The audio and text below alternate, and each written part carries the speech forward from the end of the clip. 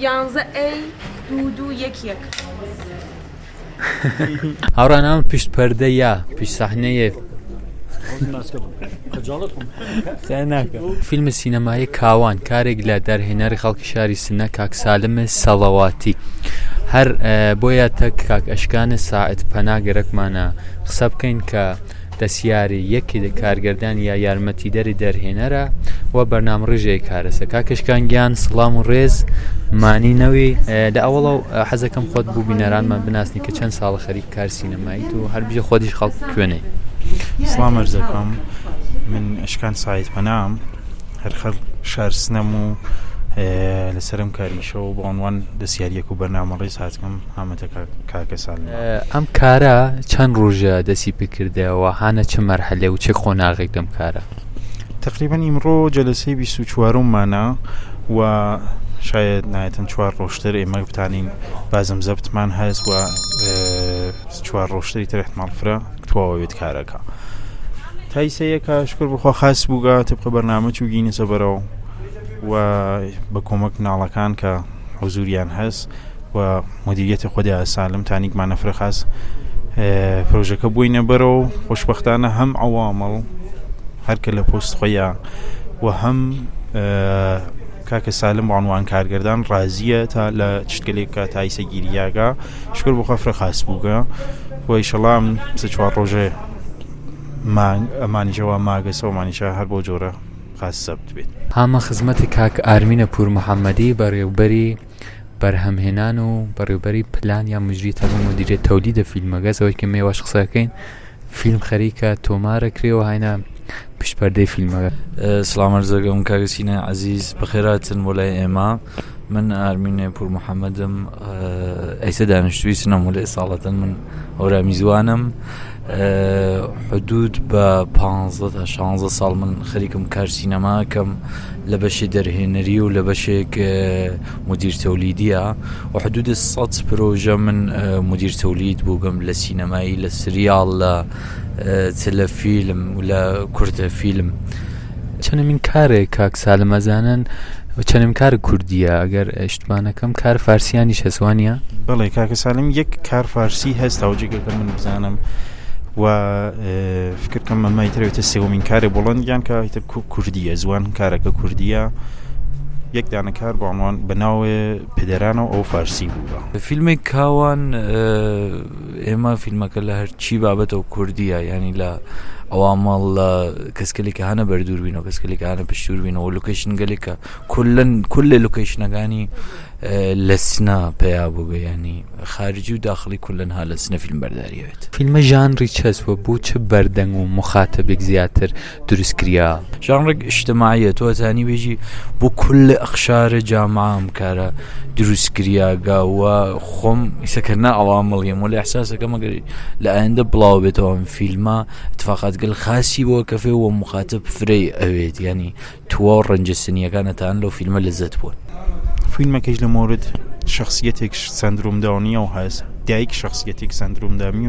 و اتفاقگەلێک مشکڵاتێک کە بە واستەی ئەم مناڵە پێشتێ بۆ ئەو دایکە و وەک فارس وتی کە لەنجارێکە دایکەکەتەکە و مشکڵاتە ئەیات جایم ئەکتەر یا بازیگەرەکانمان بازیگەرێک حرفی سفادە کریا یاکە نابازیگەرمانی شست ناو کارەکە وڵات تعداد بازیگەرەکان ناوکارەکە فرە بووگە هەم بازیگەرمان بووە هەم نابازیگەر لە سینەما و تەئاتر سنەکاریان کردگە بازیگەری نەخشەسڵیەکەمان چونکە فیلمەکەی ئێمە کە خەریکین کاریەکەین بە مەحوەریەتێ مناڵگەلێک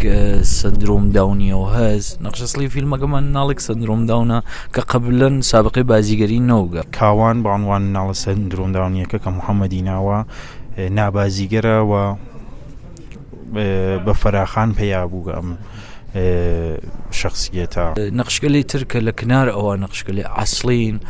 خانومی کوبرا مەلێکی کە ساڵ هەست لە تەئاتر و سینەمای کوردستان خەریکە کارەکە ئاحەسەنە تەرەقی وشیارە قەوامی محەممەدی قەسیمی بازیگەرگەلێکن کە لە سەتحی ئوستانە کاریان کردگە و بەرچاوی کاکەشکان چه چاڵشێلێکتان بیوە بڕوان شخصیت دانێک لە شخصیت ئەسلیەکانمان کە کاوانە مناڵێکی سندرۆم داون وقاعدەتەن ئەمە شتێک فرە متەفاوتە نسبەت بە ئینسانێک عادی متوەجیکردنی لە مۆردەوەی کە چۆنکایە کە عەمەڵەن ئایسە و کوڕە شاید حتا لە جریانانەوەی خەریکە فیلم زەبدەوێت بە زوان قسا کردکە یانە ئەیژین بۆ فیلمە خۆی ئەیژی خەریکین فیلم زەبدەکەین بەخاطر فیلمەکەم نام کاراکەم وەلی ئەگەر کارێک ئەنجامە واقعاً وەک فەرزوتەنی خودی واقعیە و شخصیەتەسە و کایە ناکە ئەگەر ئێمە کایەکی پێئین لە قاڵب شخصیەتی خۆیە شتێک ئەنینە بەرپای ڕێگەی کەنینە بەرپای دقیقاً بەو شێوازەوە مناڵێک سندرۆمدانی تێکیا ڕوبەڕوو ئەوێت دقیقاً کاوانیش هەر ئەوەسە وەلی خۆ بوتم تەک وەک بنیامێک عادی مثلا سەختە لە مورد عوامڵەوە شکر بۆخوا هیچ مشکڵێکمان نەوگاوە ئایسەم 24 جەلەسە گشتی بەیەکە و فرە سەمیمی و فرە ڕەفیقا هیچ مشکڵێکمان نەوگاو وەک مشکل بڕوان فەسڵەکە فەسڵێک ئایسەیمە خەریکی ناویە فیلمبەرداریەکەین ئیسفەندمانگە 5 دقیقە خۆرە 5 دقیقە سێوەرە بارانە بەفرە فرە مشکڵە چنین شتگەلێکە پلانگەلێکە تۆ گەرەکتە فیلمبەرداری کەیت و تەک ئاوهەواشی هەماهەنگی کەیت هەواشناسی چێکەکەین ئێمە هەواشناسیەکە مەسەن 3-4 دانە سایتی معتەبەر چێکەکەین لەبان ئەو سایتکەلەوە حەساوەکەین کارەکەین وەلێ بەداخەوە وەختێکی نەسەر زەبت ئەوینین ئەوە نییە فرە ئەمە ماجراست مەسەڵەن نەیژەمێ مایسە جێگەیەکمان گەرەکە سەحنێکمان گەرەکە بارانی بێ گەرەکمانە لە هەوای بارانیا فیلمبەرداری کەین تێبکەوە هەواشناسی تەنیا ڕێگە حەلێکە کە ئێمە تانین ڕجوعی پێ بکەین و لەبانیا حساو بکەین تێبکەوە چنین بەرنامەکانمان فلانە لوکیشن فلانە سەحنە عوامڵ هەرچی شتاوکیەکەین نەچینە ئەینە وەلێ بداخەوە مەسەڵەن یەک دەفاوێتە خوار شێک تەبیعیجا لە خلەف فەسڵەکەی ئەمەسە وتم چاڵشە ئەسلی ئێمە ئەمەسە ئەو هەواز شکر بخوایتر یانێ تعداد ڕۆژگەلێکە لە ناو خودی فیلمەکە هەست 11 ڕۆژە ئەم 11 ڕۆژە ئێمە تعینمان کردگە کە مەسەڵەن ڕۆژی سێوەمی خوەر بێ ڕۆژی پەنجۆمی باران بێ ڕۆژی فلان بە واستەی ئەوانەی تر ئێمە خۆمانمەتەک ئەو هەوا تەنزیمە کرد بەڕای جەنابەت سینەما لە کوردستان و گشتیە چۆنەوینی ئایا